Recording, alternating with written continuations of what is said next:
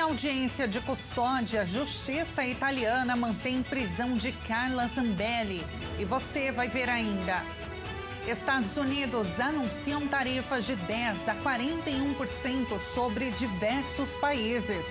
E ainda, líder da campanha pela Lei Magnitsky critica a sanção a Alexandre de Moraes e diz que ministro não se enquadra em legislação. Essas e outras notícias você confere agora no Redação Hit. Olá, muito bom dia para você. Agora 11h30 pelo horário de Brasília. Uma ótima sexta-feira para você que nos assiste. Seja muito bem-vindo ao Redação Hit desta manhã. A partir de agora você fica muito bem informado com as principais notícias. William Browder, que liderou a campanha internacional pela aprovação da Lei Magnitsky, afirmou que a legislação não foi criada para resolver vinganças políticas. Para ele, há fortes argumentos para que a decisão contra Moraes seja revertida nos tribunais. Em entrevista à BBC News Brasil, William Browder, executivo financeiro britânico que liderou a campanha pela aprovação da Lei Magnitsky nos Estados Unidos, afirmou que a legislação não foi criada para resolver vinganças políticas. Browder disse que o uso da Lei Global Magnitsky para impor sanções contra Moraes é uma deturpação de sua concepção original, já que ela foi criada para reprimir governantes e autoridades que usam sua posição para enriquecer de forma ilícita. Para ele, o uso atual da lei é puramente político e não aborda as questões de direitos humanos para as quais ela foi originalmente elaborada, e acrescentou que é caracterizada como um abuso das intenções da lei. Segundo ele, há fortes argumentos para que decisão contra o ministro Alexandre de Moraes seja revertida nos tribunais. O uso da Lei Magnitsky contra o ministro Alexandre de Moraes foi anunciado pelo governo dos Estados Unidos, Donald Trump, que justificou a medida afirmando que o ministro seria responsável por uma campanha opressiva de censura, detenções arbitrárias que violam os direitos humanos e processos politizados, inclusive contra o ex-presidente Jair Bolsonaro. Após o anúncio, autoridades dos três poderes se manifestaram se solidarizando com Moraes e contra as sanções aplicadas. Bom, para falar sobre esse assunto, vamos ouvir agora a análise ao vivo da Jéssica Kaminski, advogada, mestra em leis americanas e PhD em ciências políticas. Doutora Jéssica, bom dia. Muito obrigada por aceitar o nosso convite. Muito bom dia, obrigada, é um prazer estar aqui com vocês. O prazer é todo nosso. Doutora, como a gente viu na reportagem, segundo o criador William Browder, em entrevista à BBC News, a Lei Magnitsky ela foi estabelecida para impor sanções a graves violadores dos direitos humanos e pessoas que são culpadas de cleptocracia em larga escala, ou seja, regimes políticos em que governantes e autoridades usam a sua posição para enriquecer de forma ilícita. Ainda segundo ele, doutora, a lei não foi criada para ser usada para vinganças políticas e sim para questões de direitos humanos. Na sua avaliação, podem haver consequências desse uso indevido da lei pelo presidente Donald Trump? Sim, eu entendo que são as consequências para ambos os países. Nós estamos vivendo em um momento de tensão entre países e isso é muito relevante. Então, as consequências vão desde questões pessoais para Alexandre de Moraes, afinal, ele terá as maiores consequências, tanto de não poder ter viagens para os Estados Unidos, dos seus bens aqui nos Estados Unidos, se houverem alguma conta aberta, ou dos seus familiares também ser congeladas. Mas são consequências em questões ainda maiores, pelo menos financeiramente, para Alexandre de Moraes, que também se limita nesse momento a não poder, quem sabe, até mesmo ter uma conta em banco. Afinal, dentro dos bancos, todos dependem do banco e central, todos dependem também de uma transação SWIFT, ou seja, dependem de transações que regulam o dólar, então todos os bancos podem vir a negar qualquer tipo de transação em conta aberta para Alexandre de Moraes. Mas além das sanções para ele, nós temos implicações também diante dos países aqui. Estamos falando de questões que podem também alcançar uma extensão de diplomacia entre Brasil e Estados Unidos. Estamos falando de países que podem se juntar ao Brasil, que podem se juntar aos Estados Unidos. Então, tensões que ainda não sabemos todas as consequências, mas que podem aí desenrolar consequências muito maiores e, com certeza, podem desenvolver uma tensão entre vários países. Né, doutora, ainda mais essa crise atingir até mesmo outros ministros e até mesmo outras autoridades, né, aqui no Brasil. É claro que a gente acompanha tudo isso com muito temor. Agora, é possível que essas sanções contra o ministro sejam anuladas, seja por meios judiciais ou pelo próximo governo, quem sabe após o Trump? Como são questões agora internacionais, então ou o Trump ele poderia recuar, se assim ele entendesse como uma estratégia diante de algum acordo feito pelo Brasil, ou essas questões teriam que ser resolvidas numa ordem internacional para verificar se de fato existe um abuso por parte do Trump ou se realmente existiu um abuso na sua discricionariedade de decisões por parte de Alexandre de Moraes.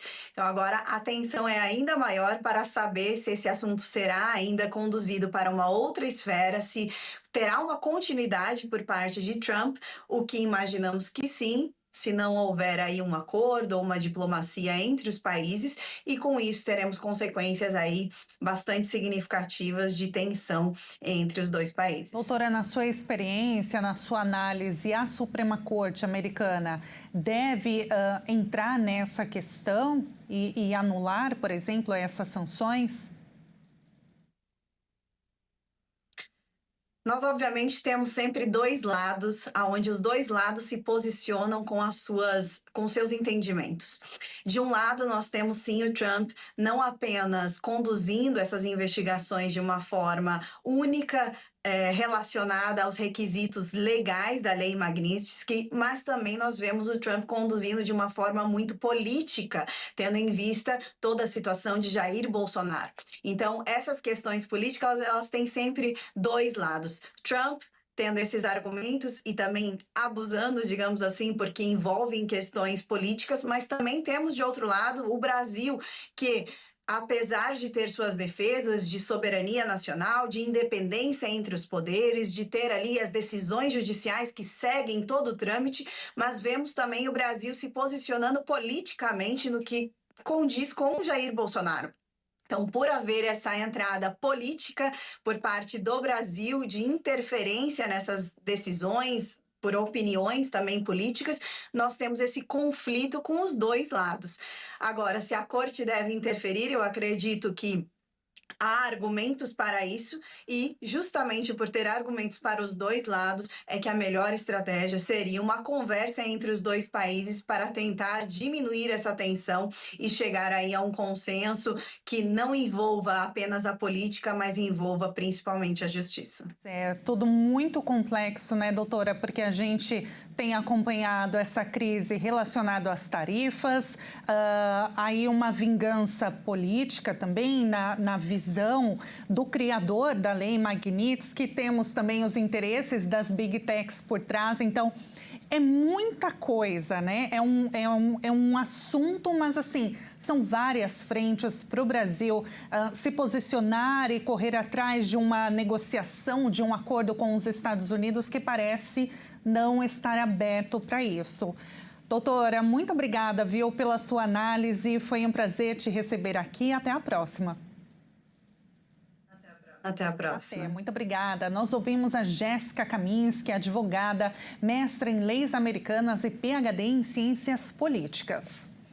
E olha, na volta do recesso, o presidente do Supremo Tribunal Federal, Luiz Roberto Barroso, fez um discurso, agora há pouco, em defesa das instituições democráticas. Ele defendeu o ministro Alexandre de Moraes, alvo das sanções do governo americano.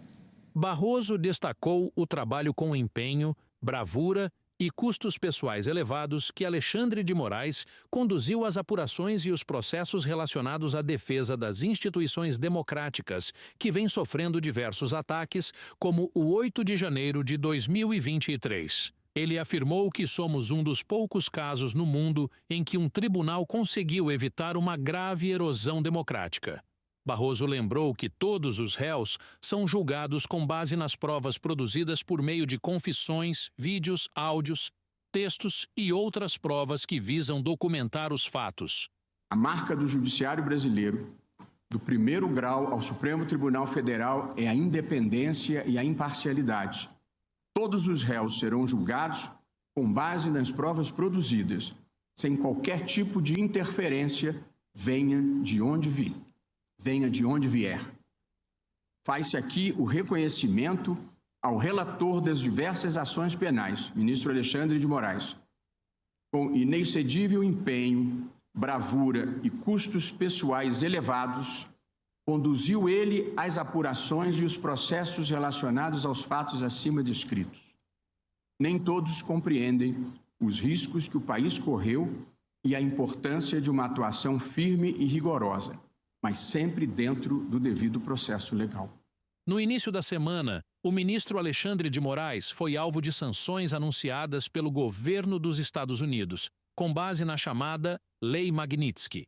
A norma norte-americana foi criada para punir indivíduos envolvidos com abusos de direitos humanos, corrupção ou que facilitem essas práticas. Moraes é o primeiro brasileiro e primeiro integrante de uma Suprema Corte a ser sancionado com base na legislação. E veja a seguir, Justiça italiana mantém prisão de Carla Zambelli. E antes do intervalo, vamos ver como está o tempo em Carmo da Mata, Minas Gerais. 21 graus neste momento. Redação Hit volta já.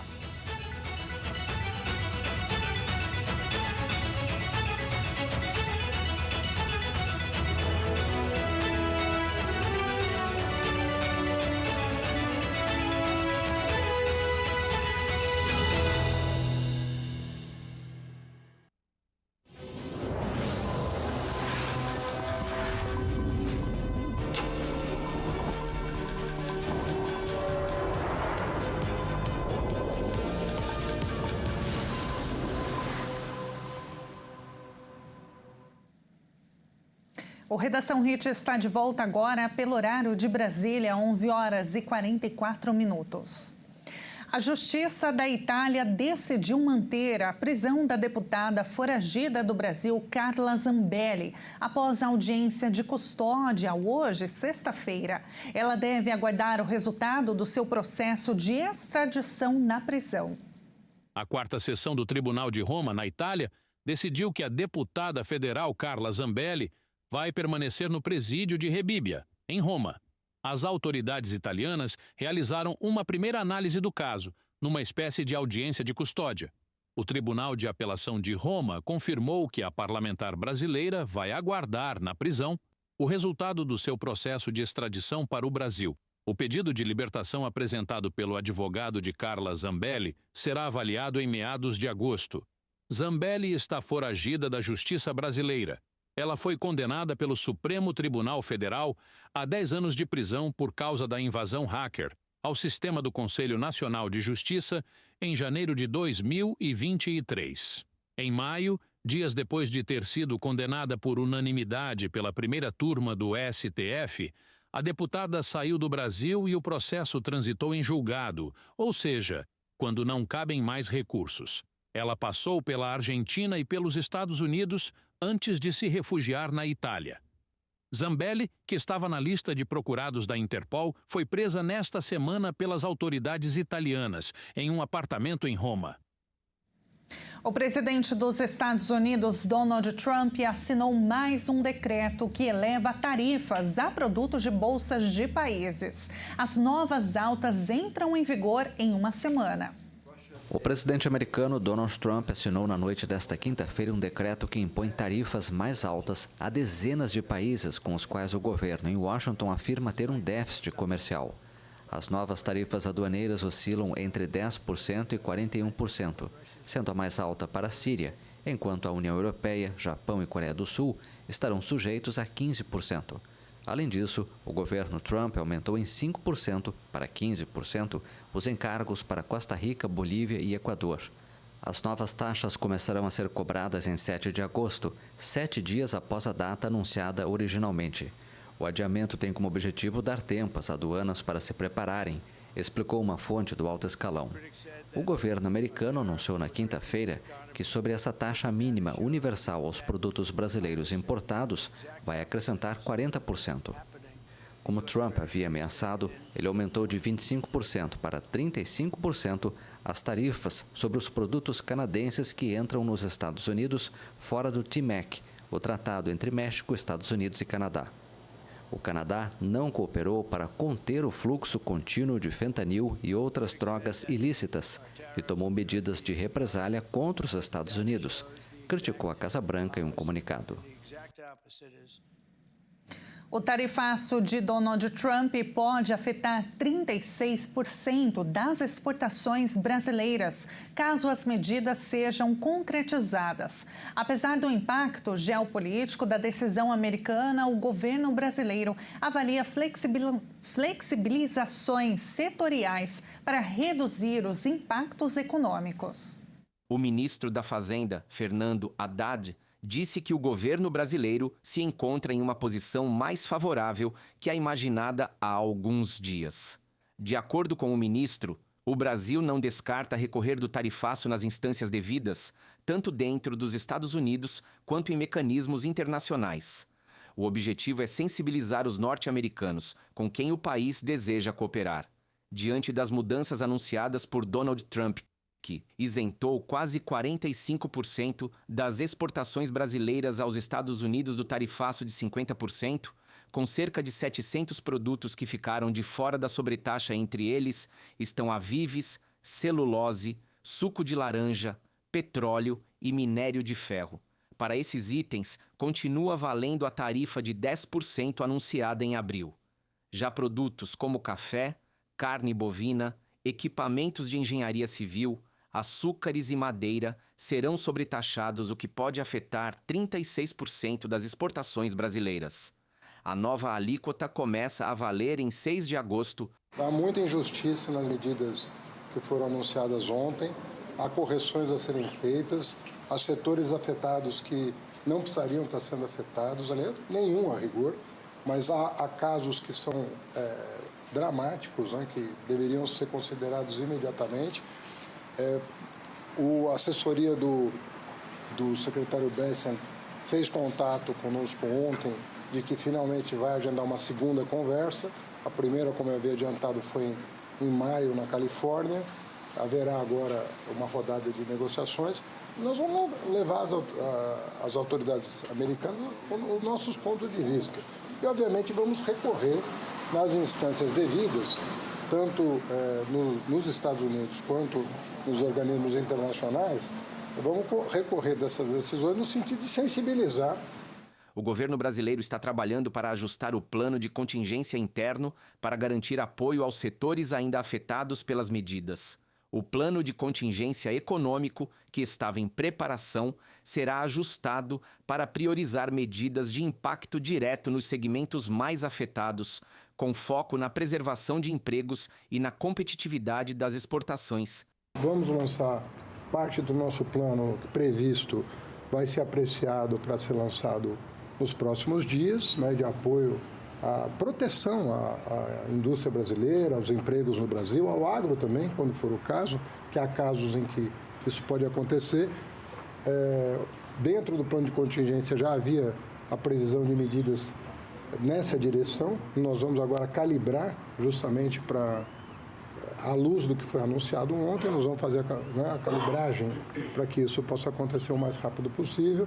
O plano de contingência é um plano que está sendo elaborado, bastante completo, bem feito, mas todo o empenho agora nessa semana é para a gente buscar resolver o problema. Nós não estamos permanentemente no diálogo, e quero dizer a vocês que nós estamos dialogando neste momento, pelos canais institucionais e com a reserva. A expectativa é que as medidas sejam divulgadas ao longo dos próximos dias, conforme o avanço dos diálogos entre a equipe do vice-presidente da República e ministro do Desenvolvimento, Indústria, Comércio e Serviços, Geraldo Alckmin e representantes dos setores empresariais mais atingidos pela medida norte-americana. Esse diálogo ele começou em março. Eu, pessoalmente, tive uma videoconferência, longa até, com o secretário de Comércio, Howard Lutnick, e com o embaixador Grier. Boa conversa, decorrente dela se instalou um grupo de trabalho. Esse grupo de trabalho trabalhou até o dia 4 de julho, que é feriado americano.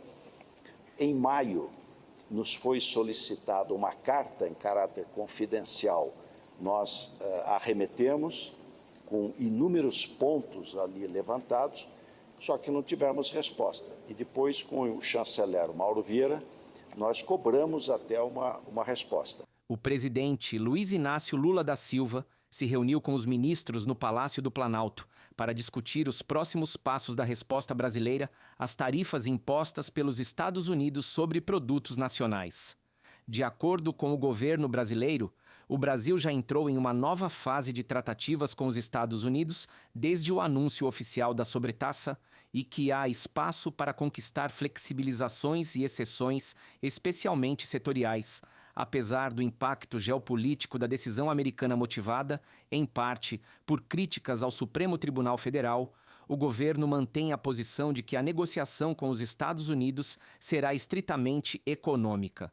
A defesa das instituições brasileiras e da soberania nacional não estará na mesa de negociações. Bom, e é claro que a gente vai continuar acompanhando todos os desdobramentos, mas agora, mudando de assunto, nós vamos fazer uma viagem, a nossa viagem tradicional de todos os dias, e conhecer um pedacinho do nosso Brasil. Hoje vamos para a capital de Roraima, Boa Vista.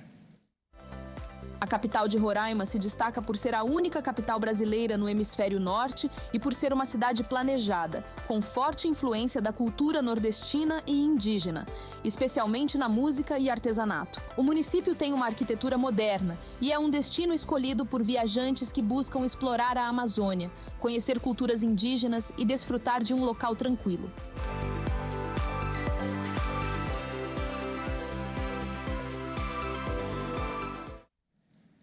E antes de encerrar, vamos ver como está o tempo em Boa Vista neste momento. Termômetros marcando 28 graus. Atenção, porque tem chance de chuva para hoje, viu? Muito obrigada pela sua companhia. Uma excelente sexta-feira para você. Um ótimo final de semana.